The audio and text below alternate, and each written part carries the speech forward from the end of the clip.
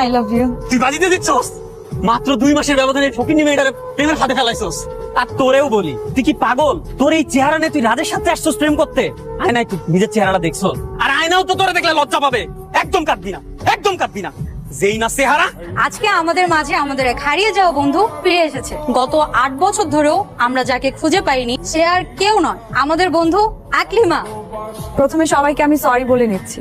দীর্ঘ 8টা বছর আমি ছিলাম না তোমাদের মাঝে। এই যে ছিলাম না, এর পেছনে কিন্তু তোমাদের কারো কোনো দোষ নেই। আমি কিন্তু বিন্দু মাত্র কারোর প্রতি রাগ করিনি। আমি জানি তোমরা আমাকে কেমন জানো, কার জন্য আমি হারিয়ে গিয়েছিলাম সেটাও হয়তো তোমরা জানো।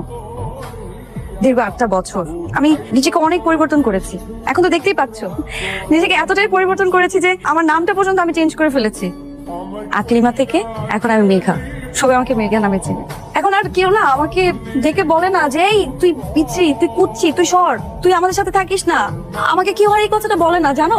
এখন সবাই আমাকে বলে দেখ দেখ মেয়েটা খুব সুন্দর, এই টাকা। একজন আরেকজনকে ডেকে বলে। সে আগের ওই বুলিংটা আমি এখন আর শিকার হতে হয় না। আমি এখন খুব ভালোভাবে চলতে পারি। কিন্তু একটা কথা কি তোমরা জানো, সৃষ্টিকর্তা না প্রত্যেকটা মানুষকে সুন্দর বানায়, নিজ হাত দিয়ে খুব যত্ন নিয়ে বানায়। এই যে আমাদের যে বাহ্যিক সৌন্দর্যতা নিয়ে আমরা এত জাজ করি যে সে দেখতে কেমন, সে সুন্দর কিনা। একজন সুন্দর মানুষ হলে একজন মানুষকে আমরা তখন আলাদা করি, তাকে আমরা অন্যরকম ভাবে ট্রিট করি, সবসময় ভালো প্রায়োরিটি পায়। তো যে মানুষটা সুন্দর না, তার মধ্যেও যে একটা ট্যালেন্ট থাকতে পারে, তার মধ্যেও যে একটা নিষ্পাপ মন থাকতে পারে, আমরা কিন্তু সে ব্যাপারে একবারও ভাবি না।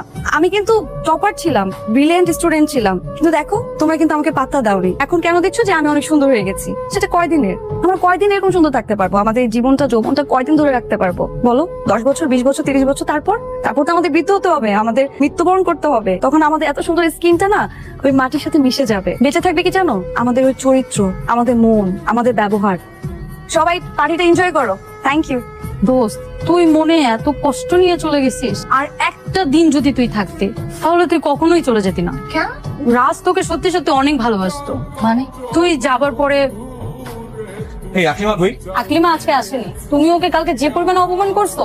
দেখো আমি যা করছি তা আমি করি নাই, আমার বন্ধু বান্ধব করছে। তোমরা না আমাকে শুধু শুধু ভুল বুঝতেছো। আচ্ছা, আমাদেরকে আর বোঝাইতে হবে না, আমরা সব বুঝতে পারছি। আরে বুঝতে পারছি বলে তো হবে না, মানে ওরা একটু জানাও আমার কথাটা। কিরে, তুই মনে হয় দিনের বেলা টস জ্বালা আকলিমারে খুঁজতেছস? বাদ দে, ডাস্টবিনের মাল ডাস্টবিনে গেছে। এত চিন্তা করে লাভ কি? তাই বলে তুই একটা বস্তির মায়ের জন্য আমার গায়ে হাত তুলবি?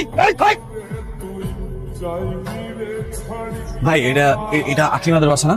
নাই, চলে গেছে। চলে গেছে মানে কই চলে গেছে? ভাই কই গেছে একটু ঠিকানাটা ম্যানেজ করে দেন না ভাই, প্লিজ। জানি না। ভাই কোনো নাম্বার টাম্বারও দেওয়া যায় নাই? কিচ্ছু যায় না। প্লিজ তুমি একটু আমাকে আকলিমার কাছে নিয়ে যাও প্লিজ। আমি ওর পায়ে ধরে মাফ চাবো। দেখো আমি কিন্তু ওকে সত্যি সত্যি ভালোবাসছিলাম। আমার ভালোবাসা কোনো দিক থেকে মিথ্যা ছিল না। আমি বাজি ধরছিলাম। ওর সাথে মিশার পরে আমি সত্যি সত্যি ওর প্রেমে পড়ে গেছি। প্লিজ আমি ওর কাছে একটু সরি বলবো, এতটুক তো।